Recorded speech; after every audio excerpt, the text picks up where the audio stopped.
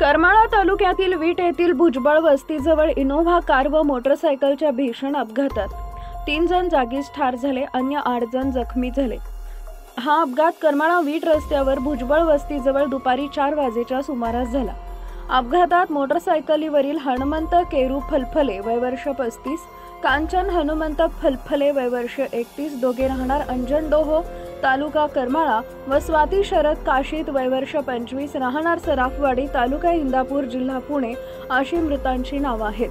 तर राजू विनोद धोत्रे वय वर्ष 19, जयश्री विनोद धोत्रे वय वर्ष 45, भारत पंजाबी वय वर्ष 65, राहुल विनोद धोत्रे वय वर्ष 23, विनोद धोत्रे वय वर्ष 50, ईशान सोनी वय वर्ष 19 सर्व राहणार गोखले नगर पुणे व अपर्णा दत्तात्रय होले वय वर्ष 25, कार्तिक दत्तात्रय होले 3 दोघेही राहणार होलेवाडी तालुका कर्जत जिल्हा अहिल्यानगर अशी जखमींची नावे आहेत।